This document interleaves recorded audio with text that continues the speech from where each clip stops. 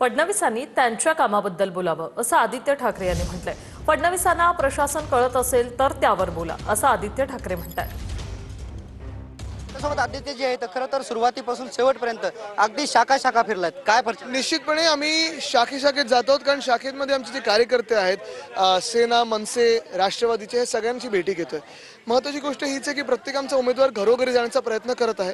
मुंबईची सेवा तर अनेक वर्ष केलेली आहे आणि आता पुन्हा एकदा ती सेवा करण्यासाठी आम्ही तयार आहोत। मुंबई लुटू देणार नाही हा निर्धार मुंबईचा आहे।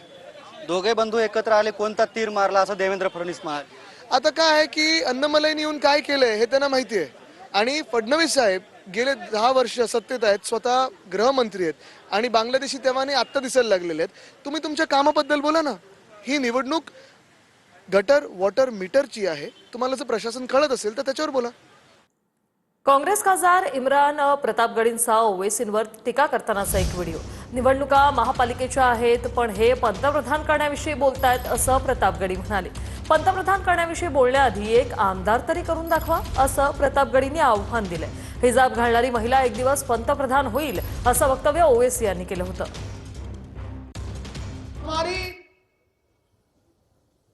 गुलबर्गा की जो एमएलए है कनीज फातिमा साहिबा, माशाअल्लाह वो हिजाब वाली भी हैं, नकाब वाली भी हैं। लेकिन मैं बाकी साथियों से कहूंगा जो प्राइम मिनिस्टर बना रहे हैं कि भैया पहले एक एमएलए एक आमदार तो हिजाब वाली बनवा लीजिए, उसके बाद प्राइम मिनिस्टर बनवाइएगा। इसलिए किसी मजहबी और धार्मिक नारे के चक्कर में मत आइए। कोई आपसे घड़ी पहनाने के लिए आपके बीच में आए तो समझ लीजिए वो आपको टोपी पहना रहा है। बस टोपी इस बार हाथ की जगह कलाई में पहनाना चाहता है, इसलिए किसी झांसे में मत आइए।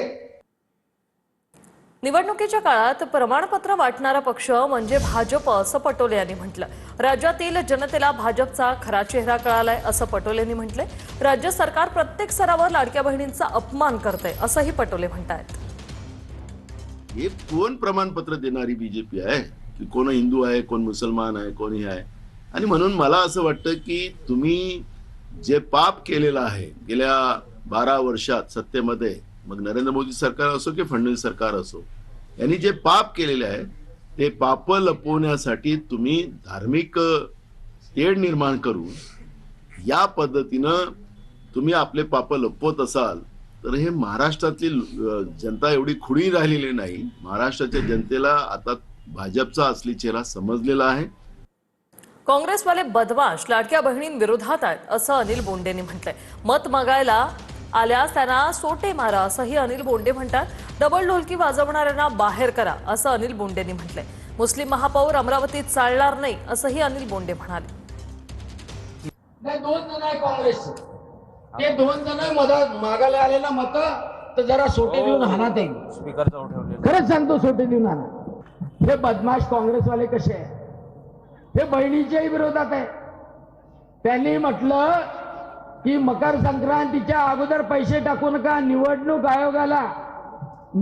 आयोगाला पत्र लिहिलं आणि म्हणून काँग्रेसवाल्याला बाजूला करून टाका, डबल ढोलकीला बाजूला करून टाका।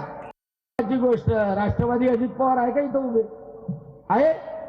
पॅनल आहे का त्यांचं? आहे। मी तुम्हाला याच्यासाठी सांगतोय का मी जाहीर केलं, कोणी काही म्हणू मला, मी जाहीर केलं की अमरावतीचा महापौर हिंदू असला तर मला चालेल, बौद्ध असला तर मला चालेल, बिलावेकर साहेब आदिवासी महापौर असला तर मला चालेल, पण मला मुस्लिम महापौर चालणार। तुम्हाला चालेल का?